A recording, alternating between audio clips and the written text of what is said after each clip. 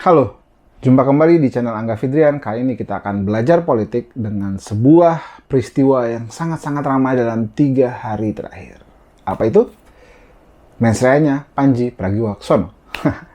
Beberapa hari ini timeline di media sosial Indonesia, ada Twitter, TikTok, Threads, Facebook, semuanya lagi chaos banget. Isinya satu topik, mensreanya Pandji Pragiwaksono. Ada yang marah-marah, ada yang bela, ada yang cancel culture. Semuanya ribut semua. Tapi jujur, sebagai orang yang nonton langsung di Diamond Seat, sombong amat. dan udah rewatch 3 kali di Netflix buat riset video ini utamanya gitu ya, gue ngerasa ada yang sangat aneh. Lu ngerasa nggak sih ribut-ribut ini kayak settingan? Atau minimal ada yang numpangin, jadi nggak murni keributan biasa. Gua curiga ini adalah operasi komunikasi politik yang namanya distraction atau misdirection. Kalau disulap tuh namanya misdirection. Tangan kita ke sini tapi tangan yang lain ngapain, ada asisten segala macam. Atau bahasa tongkrongannya nih, gitu. Pengalihan isu. Apa yang dialihin dan kenapa Pandji dijadiin tumbal? Apakah ada teori yang bahas tentang itu? Kita bahas tuntas di Belajar Politik.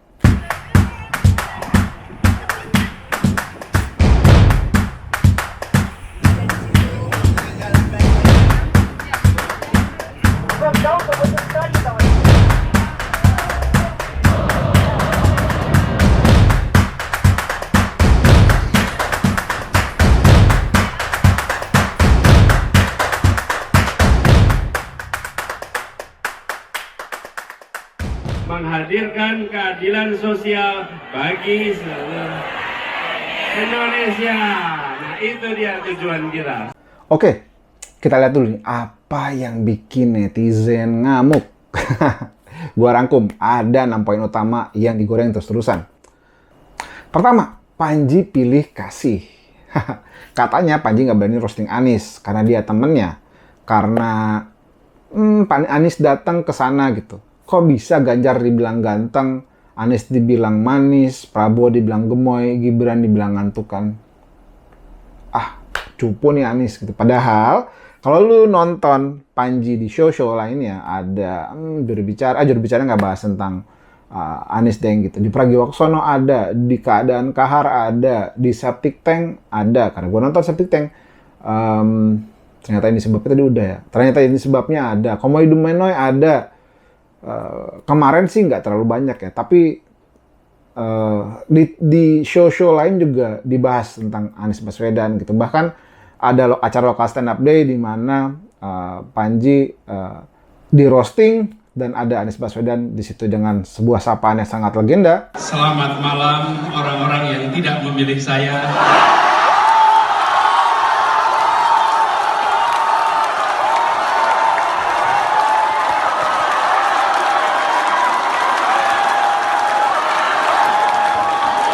Gitu. 2, body shaming.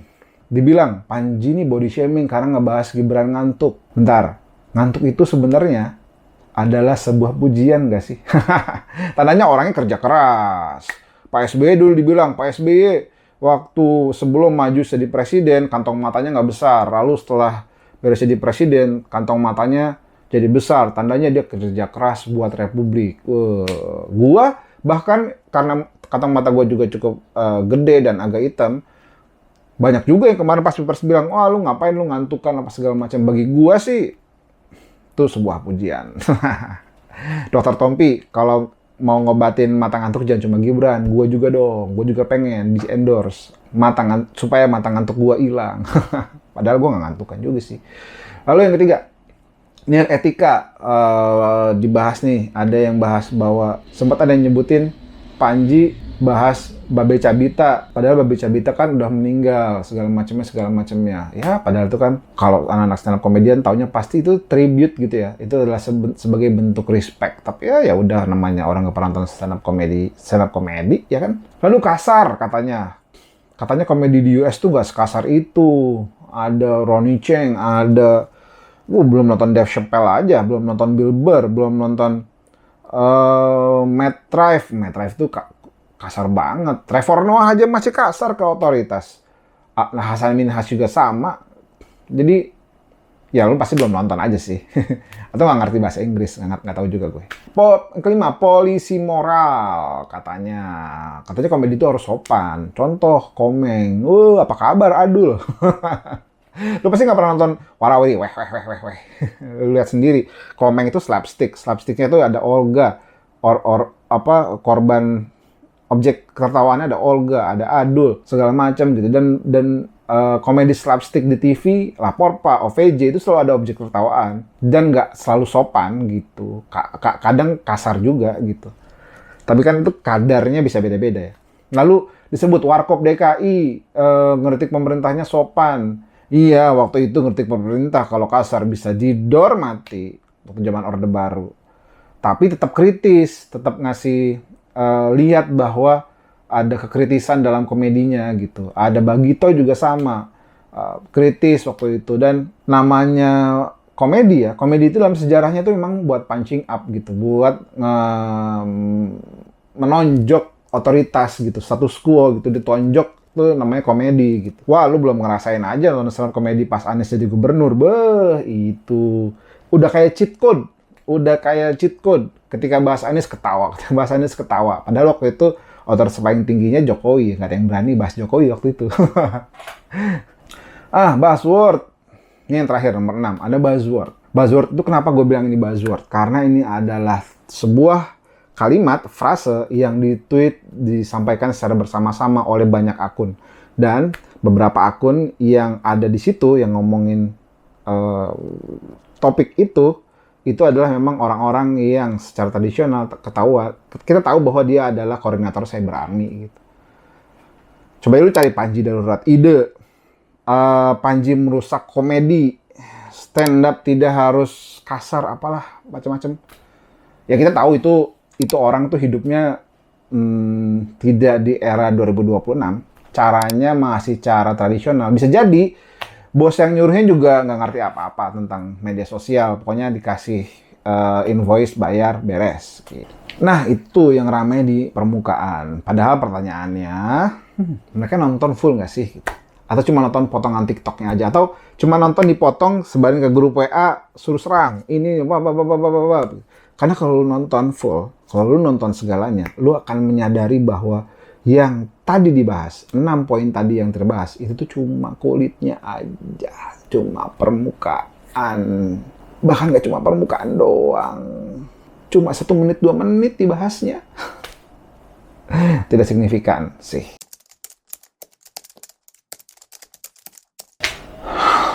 Nah, gua itu mencatat setidaknya ada 20 poin krusial yang ada di Mens Rea. Tapi gua akan bahas sedikit aja, karena kalau misalnya dibahas semuanya jadi spoiler lah buat yang belum nonton. Tapi gue yakin semuanya udah nonton gitu. Dan gue mau mengingatkan aja, karena ini adalah menurut gue sebuah poin-poin yang sangat urgent dan krusial. Jadi memang harus tonton gitu, secara lengkap buat yang belum sempat nonton. Nah, dibalik apa yang Panji bahas tentang orang, tentang tokoh politik, tentang siapapun, Panji itu lagi teriak tentang banyak hal. Dan ini urgent. Pertama, dia ngebahas tentang kelas menengah yang dianaktirikan. Dimana kita bayar pajak, kita bayar macam-macam. Kelas bawah itu ada program perumahan rakyat. Kelas atas ada kemudahan-kemudahan ekonomi yang dia dapat supaya dia bisa beli rumah dengan harga pasar yang mahal. Kelas menengah udah kerja rodi, udah bayar pajak terus, rumahnya dijadiin alat investasi buat orang kaya. Kita cuma bisa ngontrak sampai ya selamanya kali ya. Nah, Panji juga bahas bahwa ada sebuah kota yang sangat kapitalis namanya New York, itu punya program-program yang mengintervensi program perumahan di seluruh New York lah kira-kira. 51%, gue lupa ya, 51 atau 49%, pokoknya banyak perumahan yang terkoneksi sama program pemerintah. Ada rent stabilization di situ, ada community land trust di situ, ada rent control di situ, macam-macam. Ada social housing di situ, macam-macam. Tapi terkoneksi sama program pemerintah. Jadi pemerintahnya turun tangan untuk ngebantuin kelas menengah bisa punya rumah. Dan rumah itu adalah kebutuhan primer. Kalau teman-teman sekolah pasti kebutuhan primer adalah sandang, pangan, papan. Pangan ada bulog. Sandang ya bisa macam-macam, karena sandang itu kan pakaian segala macam. Dan rumah yang dilepaskan ke pasar biasa. semuanya dibebaskan ke pasar. Ya ada yang buat, tentu ada yang buat orang miskin, tapi ya itu juga nggak proper menurut keyakinan saya. Kedua, ada borok institusi yang sangat-sangat berat. Panji ngebahas ada oknum penegak hukum yang bisnis narkoba. Ada oknum penegak hukum yang membunuh sesamanya. Ada penegak hukum yang melindas rakyat, literally melindas rakyat dengan mobil barakudanya. Ada oknum penegak hukum yang membunuh dan berbohong untuk menutupi kasusnya. Literally berbohong di depan media. Semoga Afan Kurniawan dan Gama segera mendapatkan keadilan yang seadil-adilnya. Yang ketiga, konflik agraria dan lingkungan. Ada tembok lauk di PIK yang sempat rame. Ada penggusuran paksa di Rempang, okupasi tanah di Rempang. Panji menggambarkan, memberikan analogi yang sangat-sangat baik. Nonton aja sendiri. Terakhir, itu adalah demokrasi dan money laundering, cuci uang. Panji ngejelasin tentang gimana sih sebenarnya modus cuci uang. Cuci uang itu kan sebenarnya ada uang haram, dicuci, dimasukin ke bisnis, lalu keluar keuntungan. Nah itu yang menjadi keuntungan yang besarnya. Keuntungan yang bener ya, uang yang sudah bersihnya gitu. Dan kasih contoh lah beberapa di sana, nonton sendiri. Dan kenapa one man one vote itu penting buat masyarakat, di mana keberpihakan. Kalau negara ini ditentukan cuma yang pintar atau cuma yang kaya, ya cuma mereka yang akan dapat benefit. Rakyat biasa nggak dapat benefit. Tapi yang perlu diubah gitu bukan one man one vote-nya, tapi bagaimana politik bekerjanya, itu yang perlu diubah. Nah, poin-poin yang tadi itu baru 4 poin yang menurut gue cukup mengejutkan buat penguasa. Kenapa sampai dibahas di publik gitu. Makanya gue tuh curiga bahwa pasukan Cyber Army yang nyerang Panji itu bukan soal etika atau bukan soal temannya Anies, tapi mereka tuh lagi melakukan diversion. Mereka lagi melakukan misdirection. Biar kita sibuk bahas soal sopan satunya Panji dan lupa bahas soal korupsi, soal Rempang, soal PIK, soal oknum penegak hukum yang membunuh dan berbohong, yang semuanya dibahas oleh Panji. Emang ada teorinya, Bang? Ada teorinya. Salah satunya adalah distraction strategy. Dalam komunikasi politik, ini teknik buat mindahin sorotan lampu dari yang jelek-jelek ke hal yang receh.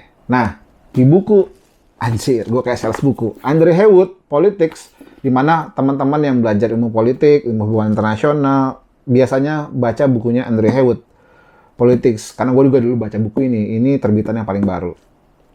Di buku ini dibahas tentang spin doctor. Spin doctor itu adalah orang, kelompok yang nge-spin informasi kira-kira gitu buat benefit politiknya, kira-kira gitu. Jadi itu yang dibahas sama Andre Hewitt. Ada di satu bagian di sini yang ngebahas tentang media dan communication, salah satunya ngebahas tentang spin doctor. Nah, lalu ada penelitian dari Ruben Durante nyebut bahwa ini ada strategic timing of bad news, di mana politisi biasanya ngerilis kebijakan busuk atau kebijakan yang jelek, atau misalnya contohnya adalah invasi militer, serangan militer, pas lagi ada berita heboh lain, gitu. Biar nggak ada yang sadar bahwa ada yang kejadian di situ. Gitu. Tapi ada satu lagi taktik spesifik yang sangat-sangat mengejutkan. Namanya dead cat strategy, alias strategi kucing mati. Strategi kucing mati adalah istilah yang dipopulerkan oleh konsultan politik Inggris, namanya Linton Crosby, seorang konsultan politiknya Boris Johnson, yang pernah jadi wali kota London dan pernah juga jadi Perdana Menteri Inggris. Ini logikanya gini, bayangin lu lagi makan malam, kita lagi makan malam, lu sama teman-teman lu, terus lagi debat serius tentang sesuatu hal, misalnya bahas tentang utang, atau misalnya apalah, misalnya utang deh gitu yang paling relate gitu ya. Terus lu kalah debat nih, lu kalah debat sama orang-orang di meja makan, terus lu tiba-tiba lempar kucing mati, bam, ke meja makan. Orang yang ada di situ pasti bakal jijik, pasti bakal kaget, pasti bakal ada yang teriak, oh ada kucing mati, kok bisa sih, waduh bau nih, jorok apa segala macem dan lain-lainnya. Nggak ada lagi yang bahas masalah utang lu saat itu. Semua orang sibuk bahas kucing mati itu teorinya. Salah, itu adalah teorinya. Isunya Panji nggak sopan, Panji hina Gibran, macam-macam, itu tuh kucing mati yang dilempar ke meja makan. Dilempar ke meja makan supaya kita semua publik tuh jijik, marah, kaget, kesel, semualah. Akhirnya kita bahas si kucing matinya tadi gitu. Tapi kita lupa sama isu yang sebenarnya. Kritik terhadap pemerintah, kritik terhadap aparat penegak hukum, kritik terhadap oligarki, kritik terhadap masyarakat yang memilih pemimpin dengan cara yang tidak baik, yang tidak seharusnya. Menurut keyakinan saya, Panji ini diserang bukan cuma sama pendukungnya Gibran aja yang rame, itu kan pendukung Gibran kesannya.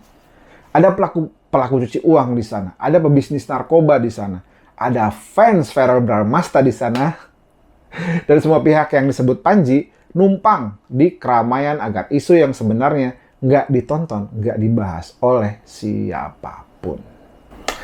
Dan ini bukan kali pertama.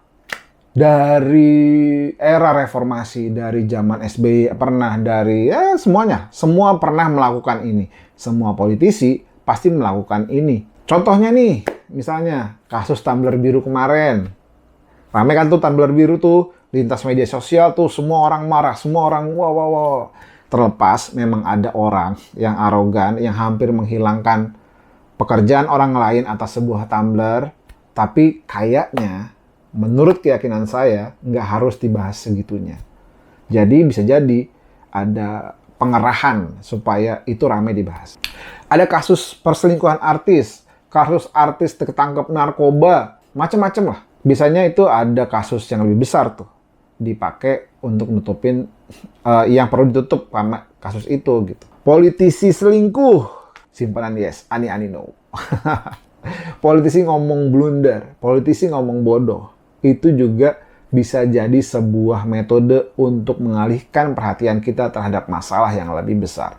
Kalau ada akun-akun yang tiba-tiba jadi samsak online, dipukulin sama semua orang, ada artis yang tiba-tiba cerai, tiba-tiba tertangkap narkoba, politisi yang tiba-tiba ketahuan selingkuh, tiba-tiba cerai, atau ada politisi yang tiba-tiba ngeluarin statement super konyol dan ngeselin. Coba lu cek deh, di DPR ada apa? Di Istana Negara ada apa? Ada kasus apa yang mau ditutupin?